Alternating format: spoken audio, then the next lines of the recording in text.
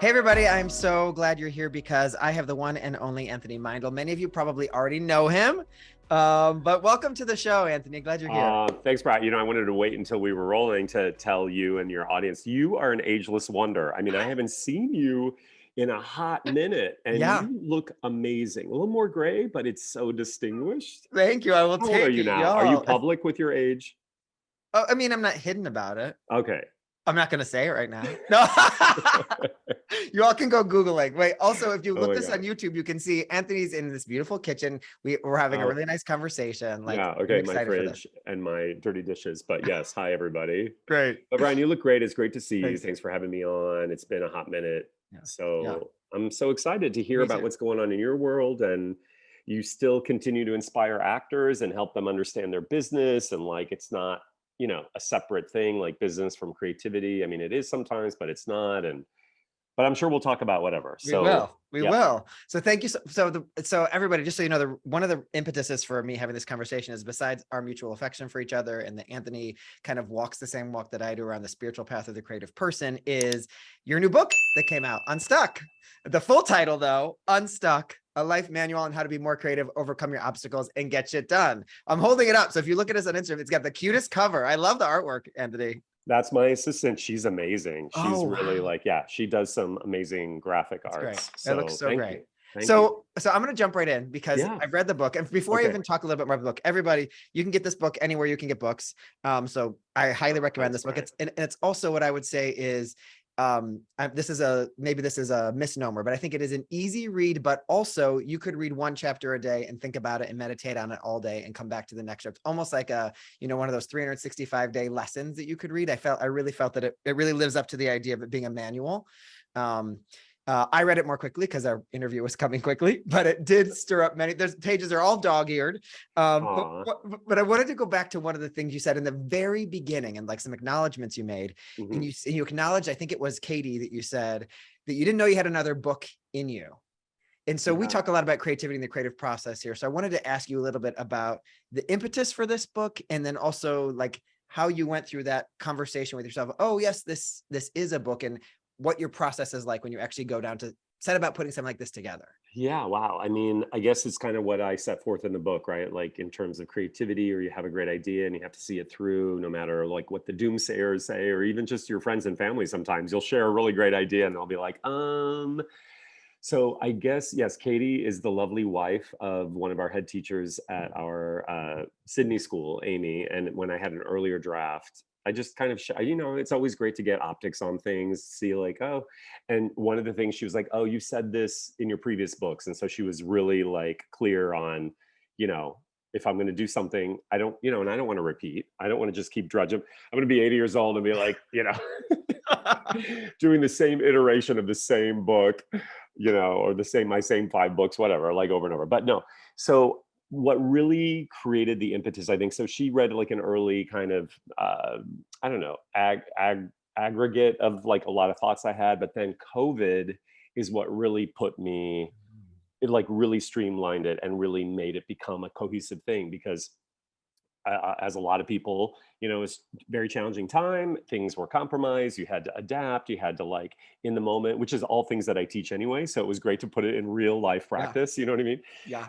So we obviously had classes online everywhere in the world, but we also here in our LA school, because we have a huge outdoor parking lot, we created these gigantic plastic pods. So we started to have classes outdoors safely, social distance, you were in masks. But then when you got up and worked outdoors, you could be behind your own little plastic bubble.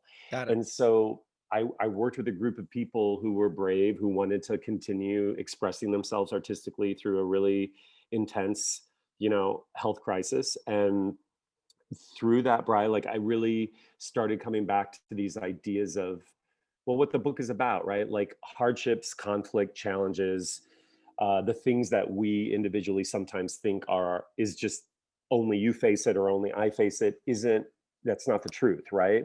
And that it's so, I think, constructed that we're supposed to have these challenges because in it is the seed of creativity, the tools or the awareness to push through it. It can become a real creative force in itself if you don't let it defeat you and you see it in a different way. Yeah. So that's kind of what created it. So it's kind of meta when you think about it, Yeah. right? Like, Yeah. yeah. So And so I love what you said about, it seems like the pandemic in many ways put things under a microscope or made us look at it more sharply, which is kind of what you described. Even in the writing of this book, like you said, you kind of aggregate. Are you someone who, like, I'm gonna get in your process for 1 second here. okay, yeah, Are you no, I someone love who, it. like, are you reciting things out loud? Are you writing and typing at the same? How does your mind work when it comes to the actual writing? I'm curious about that. I have a lot of screenplays. Like all my stuff is different. I think the most important thing is trying not to judge and edit while you're doing it. Just sit down this is for any of your listeners who are creatives in like a writing format, right? Or anything. Like it doesn't matter. Dance, acting, being a painter. You just have to like get your butt in the seat, right? And then try. Yeah. And then in that attempt, something again will come out of it. But I think most people, myself included, on bad days, don't want to move past the phase of like inertia. Like you just gotta like do Yeah. it. And Right. then you catch a wave, you catch a muse, an inspiration or something, Yeah. you know? Right. It's a Right. real thing. I mean, I know we share very similar spiritual philosophies. And I think like to me, I believe that all human beings are like encoded with all the same genius. And like, you just have to we're all like decipherers of it or interpreters of it. Like we're downloading it. But a lot of us have been taught not to listen to wherever that comes from, or that's crazy, or nobody's going to want that, or we compare and despair, or, Mhm. and I think you just have to like, when you have an inspired moment, you just have to act on it. Yeah. Yeah. I love that. I love That's that. my process, Yeah. I love really. your process. Yeah. Yeah, It's like sit and sweat at times in your seat and then catch it by its tail before it runs away sometimes. It's that's something, totally it. right. Yeah. Right. Yeah. So there's this quote that I would like to steal that you say in one of your chapters that I think is so good because one of Steal it the, and then credit me. okay, well, great. I will. I'm going to do it right now. So one of the Okay. things that I always say is one of the ways that I help people is I help actors get what they want without suffering, because I think the suffering is something we pick up along the way. But there was this beautiful thing that you say, some assembly is required, but the suffering is Is optional. optional. Can you go into that a little bit for the listeners here? Well, I think what I mean by that is this is not in any form to trivialize people's, heartaches and challenges. I have somebody who I'm really close to is going through a really hard mental health challenge, right? And like, I think, the saying like everybody is walking a path we know nothing about, so be kind. So these are real things, but I also, again, I really feel like, sorry, I just lost my train of thought. I really feel like how we choose to look at it is up to us, right? And yes, we could choose to look at, there are so many challenges that we are being confronted with at a social, a cultural, an economic, you know uh, there are so many issues that if you don't find a more, also not just a hopeful or a more positive way of looking at it, but actually it's also a truthful way of looking at it, right? Sure. When we're in our, Yeah. like, if you came to me, sorry, I'm going off a tangent, but this is a good It's point. a good If you tangent. came to me with a problem, and because you're in it, you can't see, the light, you can't see a way through it. And I'm like, oh, Brian, you got this. What if you just called so and so, or just like maybe let that go for right now, or come back, and then, so we all have friends, I talk about that too, who can see a problem not as a problem, but as an opportunity.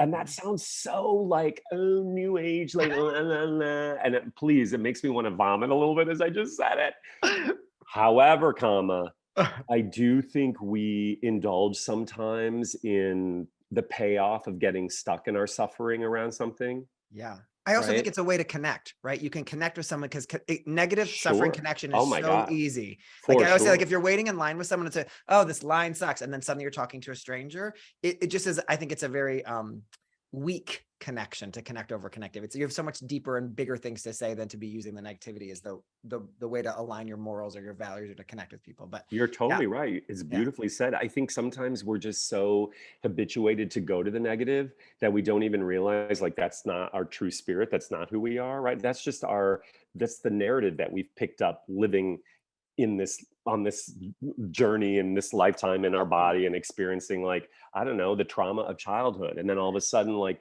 without checking it, we just are like Debbie Downers, And again, this is not to trivialize, you know, also the fact that we're talking about this, I also always want to caution that it's a luxury, right? Like Totally. this is also maybe why you're telling actors. I said it this weekend. I taught an intensive here in LA, and I was like, let's not make this a burden of you know, angst and negativity or like hard, because really we're here to, the fact that we get to come and do this, to explore and to play and to create, is a joy. It's a blessing. I'm sorry, we're not living on like $1.50 a day. You know what I Mhm, mean? We're mhm. not in the middle of like a third of Pakistan being underwater. Like, I think to me that also helps move you past your own BS, Yeah, because you can contextualize. And 100%. I think that's hard for Americans in particular, and also hard in this industry, because we compare and despair a lot. A lot, for sure. And our value, as you know, our value, just this is very American, like our value is in like how we look and what we've achieved, and success, the success quotient, and you know, the bling aspect, and what we drive, and all these things that aren't real. But if you keep hustling and chasing them, my God, it's like a zero sum game at some level, Yeah, right? you say that in the book, and I think that's really beautifully articulated. And I just want to say one more time just how, when my experience of reading this book was, oh, like, so I would read, so just a full disclosure, I read this book a lot on the, what is the machine where your legs go like The this? elliptical. Yes, on the, I Yeah. couldn't think of the word. Yes, on the elliptical, because I'm too old to run. So I would like have a 45-minute time on there, and then I'd go and I'd be like, and the page that was recent would like stick with me and stay with me with the thought. And one of the thoughts that I had was that one. Another one that came to me that I think really connects to what you're saying right now. And I'm going to read this quote because it's a long one, and I thought people could sneak by, and I don't want anyone to sneak by this when they read it, which is, you said, perhaps in the big scheme of our short lives, the things we do ultimately have little significance, but the community they establish, the relationships they afford, the inspiration and assistance they bring, the joy and connection they evoke, these are the things to have faith in. This idea that your impact is larger than maybe what's in front of you. So that's something that I talk about a lot. And so this Mhm. really aligned. And so can you speak a little bit more about that, and even also on what you believe that faith piece to be? Because you mentioned that a few times in the book. Yeah, I talk about, there is a chapter on faith, but I guess right when you were reading that, I was thinking like just you and I being here right now, right? That's like a form Wouldn't of happen. community, because no, right? And like we met, I don't know how many years ago at a party, and then we just hit it off. And I think we underestimate, like, I think again, we keep feeling like we've made it, or we're going to really make a difference when we've reached millions of people. And I actually don't think it works like that, right? Like it literally takes a village. And don't worry, you know me, I'm getting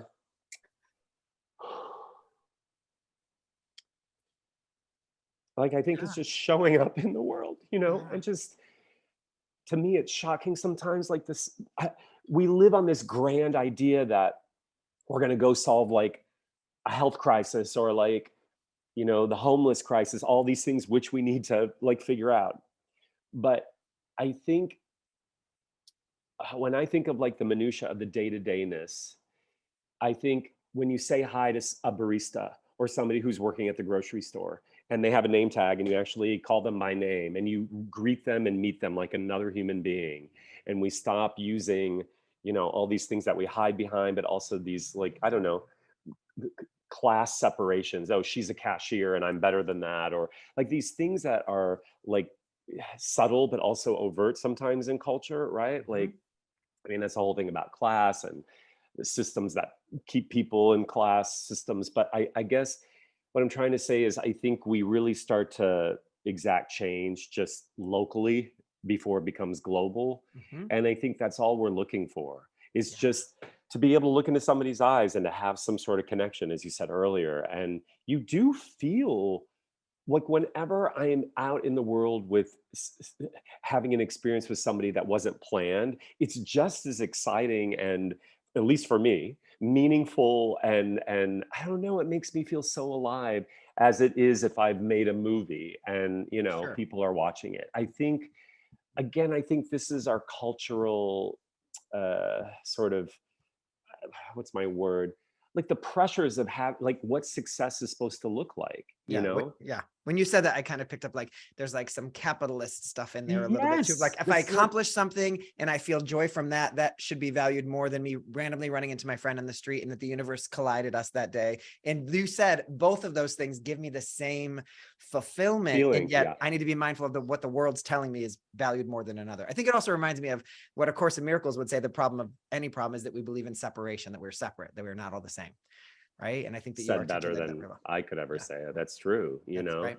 But I was Yeah. gonna say, Brian, about that, you know, it's also, I think because it's also gotten worse because of social media, right? Like I think this, again, this whole construct, it's a lie, it's a myth, it's a fabrication, but we've all sort of agreed to these terms, which is so scary to me, that these value judgments that we ascribe to set forth by media and by social media and these kind of social media platforms is based on like self-worth, deservement, like how much value we have. And it's like that metric is completely deranged. It's deranged. To have 1 billion followers, like they're all bots anyway. I mean, that's a whole other, we could, if we want to just take it all apart, you know what I'm saying? It's not real. But if a 17-year-old girl, her own self-worth as she's trying to discover herself, or a boy, anybody, or me, my age at 54, it's age irrelevant. When you look at these measurements that society has made freaking up, it's made up. I don't know what the equivalent would have been in the 1600s. You know what I mean? I don't know, having like inviting 50 people to court and they all come. I don't know, you know, but like it's these constructs are really damaging to people. And I think we are just chaotically sliding into some cataclysm. And I'm dramatic, but I'm also, based on the science and the research and what a lot of experts talk about, I mean, it's kind of the unraveling of a lot of things. You know what I mean? You make a point in the book about this, I think is really profound, which is this is our new form of heroes and Greek mythology, and about how fame has kind of replaced art, because we naturally cling to story, and this is a new story for us to kind of cling to. Can you speak to that a little bit? Because that really, to me, as like, I think a lot of people who are drama-ramas who are listening, all our actors out here, or people, anybody who's ever read a book, we go to the museum, you see all these Greek mythology stories told again and again, and that those are not as profound to us as now what Kim Kardashian is doing with her new bra line. Right. I mean, that's one of my favorite chapters because I do make fun of like the Greek gods and how like back then, and I was just in Greece, weirdly enough, just like last month, I was shooting a movie about the climate crisis. So it's like, this is a full circle moment, but you know, like, I don't remember the pantheon of all Greek gods and goddesses, but it is interesting that we hero worship people, gods, entities, the mythology around not the best role models. Zeus was like, you know, he cheated on his wife and like, you know, with like, and then like sent people to their death. Like, I mean, it's insane, right? When we look at it. So I have a whole list of some of the Greek canon. And I think that chapter, I love that chapter so much because again, like sometimes I think it says a lot about a culture in a way, like why are billionaires revered? That's an example. And I'm not saying people shouldn't go for success and wealth and having everything you want, but like but our culture reveres billionaires, and it's been proved. You know, Yvonne, the guy who's the I don't know how to pronounce his last name. He's the founder of Patagonia. Okay, yeah. When he just gave it away. Yeah, he just gave it away. Chouinard, I think his last name is. But he says there's a quote, and he's a billionaire. Right. And he worked hard, but then he talks about how billionaires, I'm paraphrasing it, but billionaires in culture is a failure in policy. Something like that. He uses the word, basically, that there are billionaires is a failure of policy. And he's right. Yeah. It's not normal. It's not healthy. It leads to income inequality. All these things are connected. So I think, again, what is it that we're chasing all the time? Yeah. I'm not happy when I'm constantly chasing the thing that culture tells me I have to chase. Right. Those are not. Yeah. Go ahead. No, go ahead. So I want to relate this to our idea, like you and I both are like, you cannot just say the journey is the destination and be done with this thought. That's not deep enough for what we actually believe. That's right. Right. And so when you're saying that, I'm not happy when I'm always chasing. Can you connect the dots for people who are challenged by that? You mean the dots between I'm not happy, always chasing, and that this whole idea that we hear the journey is the destination all the Yes. time, right? Yes. Well, Yeah. Yeah. okay, let me say it this way. Again, every time I can only speak for myself, every time I've gotten to that like ascribed destination, I'm like, is this it? You know, Viola Davis just said this recently because she has her own production company. She's been hustling really hard, and like, she said that when she broke through, this was years ago, right? And like, she made it, whatever that means for her. She was like, she looked around and she's like, "Is this what I like? Is this this is where I'm at now?" Like this whole idea, I think of like, to me, I think, Brian, again, I'm going off on a tangent, but I think I talk about it in the book. Like, I think. Uh, the entertainment business, but maybe just life itself is high school. We never get out of high school. We're all on the outside trying to get on the inside. And then you get on the inside where all the quote unquote cool people are. And you're like, wait, is this, this is not actually that cool. It's really not healthy, or maybe some people aren't nice, and so I think this idea of the destination and the chasing, living for, like, I always talk about it like the bookends, like, you know, our lives are really bookended by only two destinations: the coming, we were born into this existence, and the going, right? And then this continuum of all these moments, moment to moment to moment, from since it began until you leave. And when you look at your life is not really about, yes, it's great, you're going to get married, or you're going to win $1 million, you're going to book a show, but those are like, I don't know, that's not, most of our life is made up of the journeying to get to those things. And then once you get to that thing, there still is going to be more journeying. Yes. And Right. we forget, we sort of, what's the word? Like, we don't enjoy, but there's a word for, like, what is the word I'm looking for? Like, we don't embrace and like acknowledge that the journey is supposed to be as fun or maybe more fun than the actual accomplishment. But then what I keep hearing is that, and yet when we look back, we don't remember like that moment. We remember like, oh, the season that might have That's right. happened in, or like or like you don't remember the grains of sand on the beach. You remember the beach is kind of what I keep. That's What right. I think of that. Yeah. Or you remember the feeling that you had around that thing. You know Yes. what I mean? So Yes. it comes to feelings again and the experience you had. Like when you reminisce about something, you're like, oh God, that was so much fun. It was fun just because of an event. It was fun because of all the minutia that led to this thing. Mhm. So again, I always say, like, our culture is we're oriented toward the climax, and then we forget about the foreplay. Right? The foreplay is more interesting really than the climax. I mean, if you're a dude, I mean, if you're a woman, it can last a little bit longer, but it's like 7 seconds. I mean, Right. I'm sorry. I'm living my life a lot longer than 7 seconds.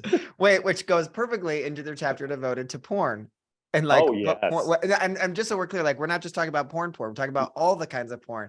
Can We live you in a like, yeah, porn wasteland, Brian. It's yeah. all porn. Well, I have this thing around. So there's so many crime shows and stories Oh following yeah, crime. that's Now, first of becoming a all, new porn. right, yeah, it's a kind of porn. And I also believe that like crime shows are inherently dramatic. So I understand one of the reasons why they get made a lot. But the other is, I think it's an emotional porn of like, I get to now feel something where I'm taking on some kind of a journey because I'm taking on, I'm watching some kind of violent story, or I've watched a violent story. So it takes me on a journey that I don't actually have to live. And so Mm, it's like an emotional porn in some way. I think mm, Brené Brown talks about this a little bit too. And that uh-huh. really, it really resonated for me of like, oh, no wonder we have so many shows obsessed with this, because we're scrolling and we're not allowing ourselves to feel during the day. And I wonder how that relates to kind of what you say in the book. Well, I love what you just say there too about, to me, when you talked about those shows, because I've watched some of them, but I'm always like, sometimes I feel like you're not satiated, right? Like, so that's Mhm. also the whole purpose of, like, creating not serotonin. Yeah, is it like serotonin, like the chemical that gets released when you have the dopamine, Dopamine, yeah. fix, right? Yeah. Like that whole, we have to keep coming back for more, right? Mhm. Mhm. I think that's, this is what we were talking about earlier, but I do think it's a really important point, and it is connected to this too, because, I think the beginning of the book and the end of the book really does talk a lot about journeying. And I just want to Mhm. mention this one point again, that our great, great, great, great, great, great, great forefathers and foremothers also are Neanderthal cousins. I read a lot about Neanderthals during I saw, COVID. Yeah, I was so obsessed. yes. but it's kind of changed my life because like if you look at our DNA and our hardwiring as peoples, and it still happens in modern culture, but we are born journeyers. We are not our for the people who sacrificed for us to be here right now, all they did was journey. There was no, hey, once I make it, hey guys, once I have 10 billion followers. It doesn't, that's like sort of an aberration of our system. And it kind of, it works against our natural wanting to just keep exploring, keep, Mm. I don't know, seeing what I think also in our culture, we're fixated on just being successful at one thing. But who said that you have to be the same Yeah. thing all your Oh life? God, that frustrates me. If we're journeyers, you can be a writer and a director and a TV producer and an astronaut. Well, maybe not, but maybe you can be many things. So I know Yes. I went off on the like quick fix thing and the porn problem, but the porn problem, it's all connected, right? Is it wants to distract us out of, I don't know, I think our journeys. Yeah. It wants us to just stay put. I talk about this a lot, right? Whether it's I love Netflix, but also Netflix has a dark side, which is, oh, I'm just going to Netflix and chill, which means I'm just going to continuously turn off. Hmm. The stimulation overload is not, I think there's science that shows that our brains are not adapted to take on as much information as we now live in 2022, Yeah. Yeah. Yeah. right? And Yeah. so I think, and listen, I'm a content creator, so I'm also, but I'm always acutely aware of all the, it's quite complex because I'm wanting to create content that makes people think and feel and evolve and get out there and go do their own thing, but then also get them to sit in their seats to watch it, right? So Right. but Yes. I do believe, and I'm not trying to be all highfalutin, like my purpose is, entertainment. I think I talk about this in the book. An end result of creating something might be to entertain people, but that's not the real reason why we create. Right. Like right now, you are really inspiring me, and hopefully I'm inspiring you, and hopefully we're inspiring our listeners. And so it's really to educate, inspire, uplift, and then like to evoke a response. It's Mhm. not just to like, I don't know, anesthetize us, I always think of you entertainment know? as the byproduct of the impact you're trying to have.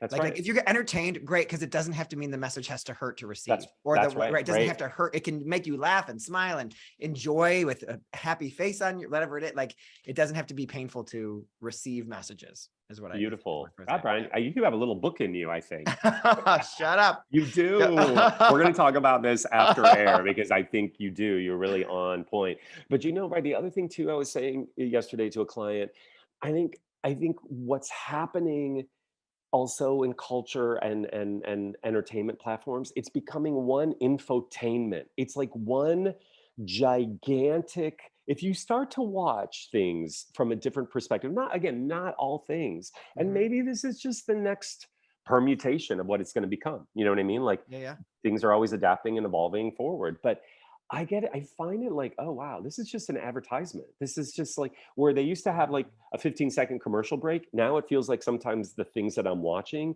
seem to be an ongoing TikTok video or an ongoing, like, is this a show or am I watching a branding experience of Got something? it. So wait, so It's that leads me to a question. What is really something that weird. like recently made you feel like that was great, or like that made you think differently? Is there something Oh, good. recently I'm that glad stuck you with you? weren't going to ask me the other because I don't want to like name No, we're names. not going to disparage Okay, anything. good. This is a Yeah, yeah. positive That's only right. here. And you Yes. know what? One man's trash is another man's treasure, as my Right. mom always said. And it's true. Like, I don't know, like maybe that is helping somebody somewhere and really uplifting them, right? And so Right. I try not to have judgment about any of it, but sometimes I do.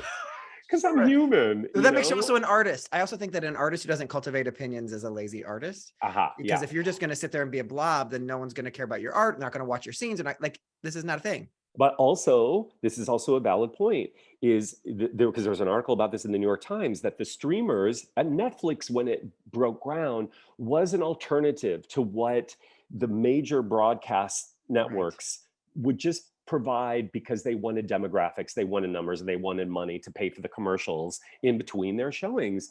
There was an article about how now the streamers are starting to become, because see, this is all commerce driven. Right. Listen, I'm not the owner of Netflix, so I know I know Ted Sarandos has his own challenges, but it's interesting that what became innovative and made people think, or was like setting a new bar, has now, because of the logistics of the monetary fiduciary Yeah. responsibilities, the article was talking about how streamers are taking less risks. They don't want to be provocative. They don't want to, like, again, insult or be too much for somebody to turn it off. Well, then what is the purpose of Yeah. art? Yeah. So the good thing is then, okay, then those companies might then become, our regular network viewing, and then new systems will develop. But Right.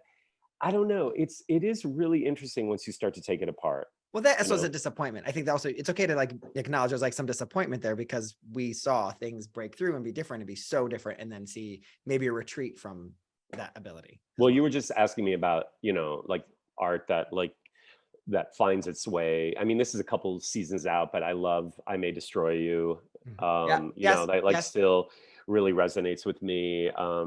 I'm trying to think what I've seen recently that I was really blown That's, away I'm sure there by. are plenty of listeners who have not watched that yet. So if you have Oh not my watched that, that God, show is yeah. mind blowing. It's incredible. Also, do you know the story? I'm going to share the story because I think Yes, it's right. You know the story. share it. I Yeah. do know it. Share So it. you tell me anything I get wrong. Okay. So Michaela Coelho, who sold the show, was at Netflix, was meeting with the buyer there. It was a woman meeting a woman. And she was like, I want to still be able to own my material if you put it on Netflix. And the woman said, we can't do that. And then she said, okay, well, I'm not going to sell my show to you. And then the woman said, you did the right thing. I did what I had to do in my job, and you did the right thing going Oh somewhere wow. else. Yeah, That I didn't you hear that. should. That's Yeah, you should. beautiful. Yeah. What did you hear?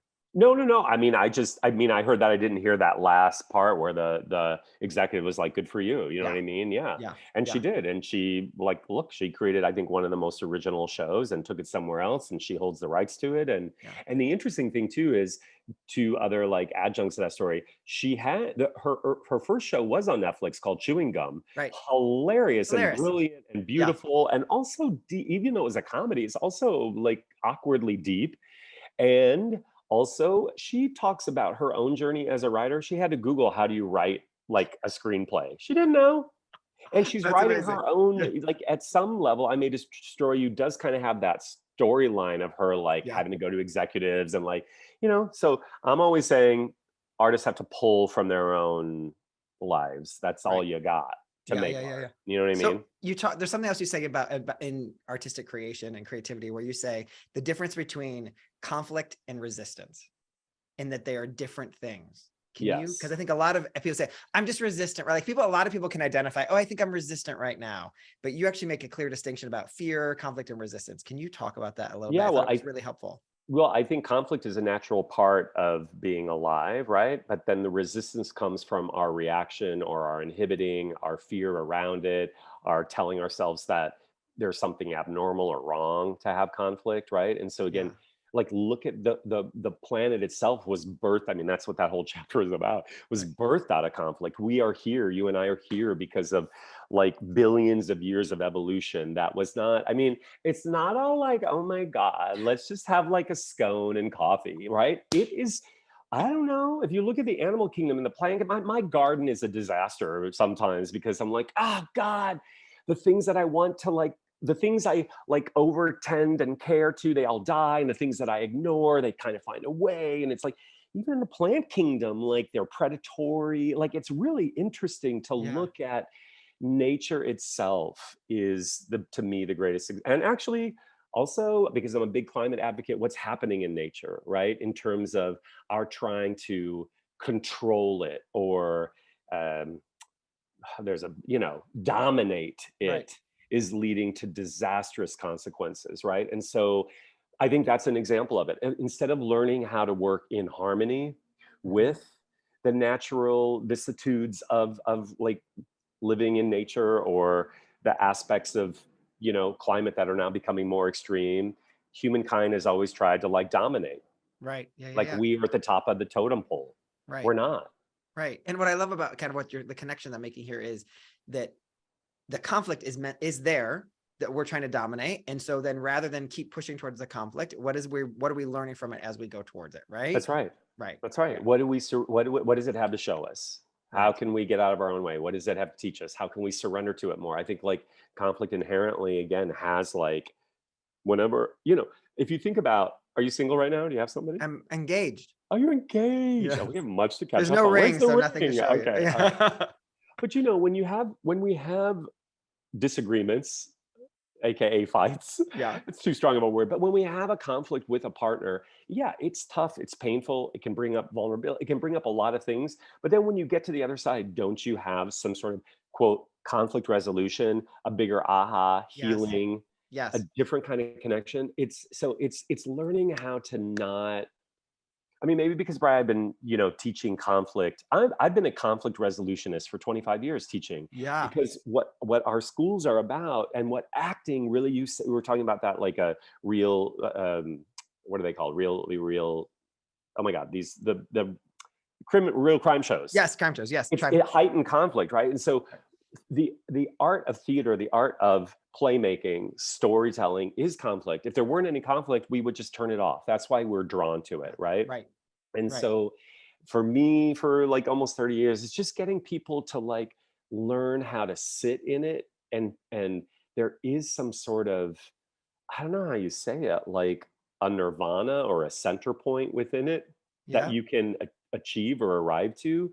But I think it becomes about changing our relationship to it. But this is why acting is also really hard, because we're trying to sit in something, stay in something moment to moment, that in life we run away from, because we have no tools. Unless you go to therapy, Yeah. you have no tools. You either shut down, you repress, you withhold, you run away from, you have a fight, flight, freeze response to conflict in life. Right. But that's not really dealing with conflict, So right? I have a question, only because, there's a lot of actors listening. Let's talk about acting for 1 second. Yes, of You course, I find that love it. oftentimes, great, this character's reaction to conflict is to fly away. So now do you have to now how do you react to that now? Because do you find that like an actor is mostly challenged when it's similar or when it is dissimilar from the way Oh, they it react? depends. Really? It Okay. just depends. I mean, I would, the first thing that pops out when you say that is, even if we think the character's first response is to fly away, the fact that there's still more story coming means he's not flying away. Right. So, aha. So all the actors out there are busted, because they would fight me and they'd be like, talk about conflict. They'd be like, Tony, he's obviously flying away, but now you're telling me he has to stay here and fight. I was like, well, yeah, then there wouldn't be any story. So there The has to scene's be at over. least, Right. yes. Right. And so, and also it's just not that obvious. Like, I also don't think whoever coined those phrases, fight, flight, freeze, they're Right. real. But we also, ooh, this is so good, Brian, I'm learning something right now. We oscillate in between all of them at a micro and a bigger level all the Oh. time. It's Turn not your head, raise your eyebrow. I've got the next reaction. How did you say that to me? exactly What, as I'm walking out passive the door? aggressiveness Right. of aggressive aggressiveness, breaking down crying, like it is. And so that becomes the complexity. See, that's when actors are taught to just stay in it and whatever comes up for them, as opposed to playing the idea of what they think fight or flight or freeze, since we're on that Right. subject, looks like, you're already going to be ahead of most actors, because you're actually living it like real people do process info. Right. Which Yeah, it kind makes of, me so excited. yeah. Good. I'm so excited. Yeah. Well, let me say part of what I also relate this to is in the book, you kind of dispel the myth of a trendy word, which is imposter syndrome. Oh yeah. Right. And I think it connects a little bit to what we're saying here. And I like see you rolling your eyes and making all these faces. Can you kind of do it here so everyone here? Because listen, people say it all the time. And I actually think that they might mean more. Sometimes they mean what you explain, and sometimes they don't, and they don't realize they're not making a distinction. And so they count themselves short. They count themselves short. What do you mean? I don't think I track what you're saying about. So when they describe it, yeah, or when themselves your description, I don't want to describe your description of imposter service. I want you, but when Okay. you give your description, I think that some people actually might have that belief system to it. You're the one that you explain, but got it. It's so fast to not even go that deep that they don't give themselves the chance to like embrace that idea. Or like you even said a minute ago, to sit in it, to be like, oh, this is not true of what's really going on with me. So will you talk about that a little bit? Yeah. Okay. I mean, I think, this just, I'm going to read from Yes. Well, Read from the page book. 28, the imposter syndrome. I'm just going to read this paragraph. This idea that you're undeserving or a fraud, that you're not as smart or talented or together as people might think, makes you an imposter and therefore unqualified in whatever it is you want to do. And someday you're going to be found out. And then I say, by whom? The imposter police? I mean, who's made all these rules up? They're all made up. Yeah. It's all made up. And I think the thing about what I also say that I think is powerful in that chapter is we're either all imposters on this planet or none of us are. Mhm. You know what I mean? Yeah. And I think the truth is maybe it lies somewhere in between on a daily basis because President Obama, oh God, we miss him. He was making it up Yeah. on the day. He'd never been a president. Nobody's a president. You don't have any, schooling for how to be a president, right? So he's having to learn on the job. Right. I think that the half of the people that you're talking about who really do feel that real thing, even though there's a better word I think for it than imposter syndrome. I think it's about deservement. It's Mhm. about knowing that you do have talent, but maybe your talent shows up in a different way than how we often see in media, Mhm. right? Mhm. But I think the point is that we cultivate those things by trying and getting out there and doing it. And then you discover that your own quote unquote imposter sits nicely in the world of all these other imposters. Totally. Because Yes. again, like I always like to use this example when Oprah Winfrey goes and gives a speech to millions of people or thousands of people and she comes off stage. What's the first thing that she says to her assistant? Give me water. Let me go to the bathroom. And I love you. That's amazing. Probably that's the second thing. Or on her way to go get water in the bathroom, she's like, how did I do? Was it Yeah. Oh, okay? God. See, a person who cares, Yes. a person who's compassionate and empathetic, a person who wants to inspire and evoke a response of, at, I think, the highest spiritual order. And that sounds really highfalutin. It's just trying to get people to get that they're okay as they are, that there's a place for us, that there's nothing wrong with the way you do it. I think that's what I always ask that. And I'm not saying I'm all those things. I'm just Right. saying, I think when we genuinely want to uplift, that's what we're trying to figure out because our own part of wanting to make a difference might be called into question. But that Oh doesn't my make God. us an Yes. I have imposter. to interrupt you because you just said, Great. so we put the thing out there, we let ourselves be seen in some way. And then we go, did we do a good job? Did that do it? And not like, did I do a good job? Like, was my acting? It's like, did it make the impact I'm hoping that it made? We feel That's that exactly it. sensitivity. We feel that sensitivity. And I think one of the problems, the pandemic amongst creative people is we seek that validation in the wrong places, which I think you would agree with. That's like looking, did they post it on Instagram? What did I get likes, right? As opposed to what I think are like healthy sources for, I'll put in quotes, validation or healthy Beautiful. sources for this is working. Right. True. And also the thing that just came, I love talking to you because what I just had an epiphany about too is when we ask that, it's not, I think sometimes maybe people think that they're supposed to get to a place in their work where they're not asking that anymore. That's a lie. That's a Yeah. fiction. If you Yes. care, people, oh my God, if you care, it's never going to end. Now, you'll start to develop a bit of, I don't know, a different compass where you'll still ask and care, but the opinions that are damaging or not helpful or not conducive to the journey that you're on, you'll be able to dismiss. Oh But yeah. but but yeah, see what I'm saying? But Yeah. that doesn't make you an imposter just because, you know what I mean? Yeah, I actually think that makes you like, so there's this part of this that I notice a lot of with creative people is they'll reach out before they reach within.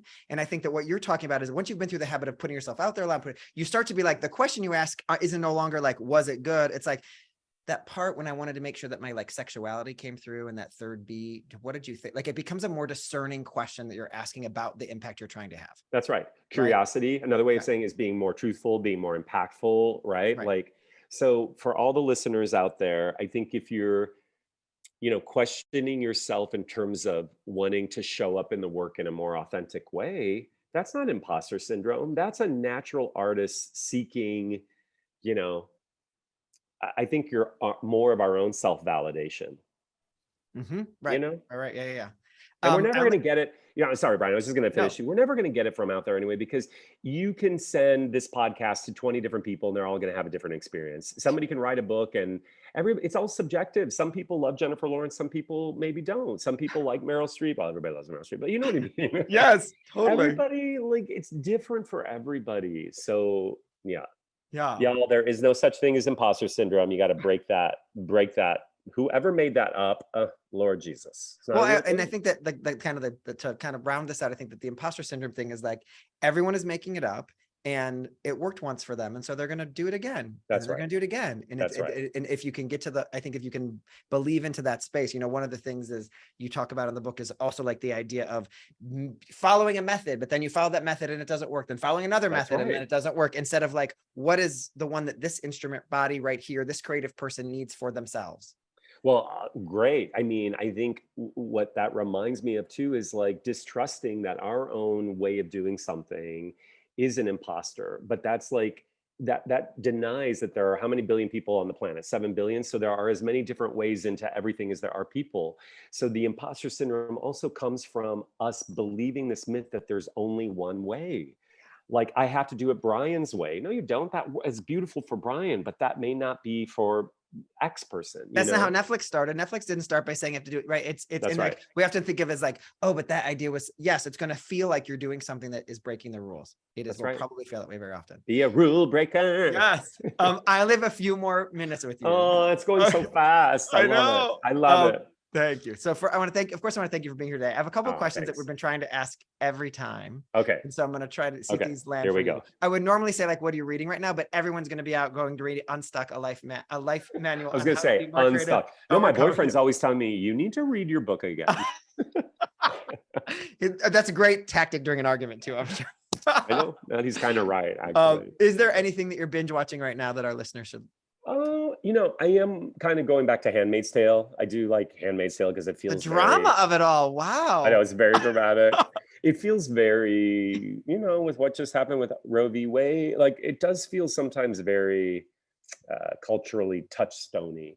Mm-hmm. Yeah. Great. Yeah. I mean, my partner's super into it, and I haven't watched any of these seasons, so I'm like, okay, who's that? Oh, who's that? wow. What's happening with? I have to ask all the time. He's not annoyed, which is he's a saint when it comes to that. Yeah. And is there any self-care or self-care-ish practice that you have in your life, even if it's a tiny one, that you either are good or bad at, that you like or don't like?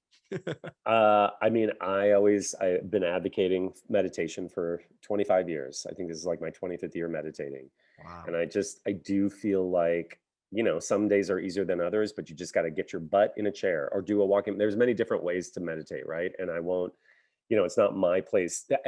If you are seeking, you'll find the right process and practice for you. But I do think you've got to find a way to sit in silence or be in silence with yourself.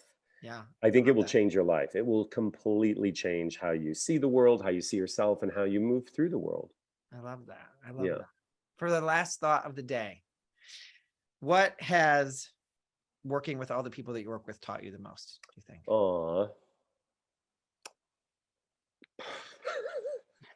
We got him crying. That's right. Exactly it's working. I got my Oprah today. Oh gosh. This has been something that I've been thinking about recently. Like, humanity's so amazing, and it's just so challenging being human sometimes, right? Like, just sometimes, like, my heart is like, oh God, human beings, it's such a trap being human. I don't know if we ever escape it, right? I mean, just thinking of somebody who's struggling right now, and like, I think sometimes like the construct of the mind is really the most painful aspect of being human, right? And like trying to declutter the things that we tell ourselves in our mind, which cause, again, I say this in the book, like, it's interesting that we spend so much time in our heads when that's, I'm paraphrasing here in my own book, but that's the cause of so much of our pain and anxiety and worry. And, it's so sometimes the human condition is so befuddling to me, right? Of like, oh God, we're all trapped in a way. And it's also humbling and moving. And I feel, really honored to help kind of lead the charge and helping people maybe have new awareness to live a better life, So I'm really thankful for all the people that have walked through my doors. And I think all the teaching comes from the experiences I've had with everybody. So that also is a reminder that nobody is unimportant, that everybody makes a difference. It's just sometimes it's just not visible to you, you know? Right. Yeah. Beautifully said. Thank you so much. Brian, thanks so much for having me. This is Everybody, so much fun. you got to go buy this book so you can have this was just a tiny, tiny taste of what this book can do for you, I think, and how to help you think differently. So I hope you'll go pick it up. Unstuck, a life manual on how to be more creative, overcome obstacles, and get shit done. Thank you so much. Thanks, Brian. Thank you.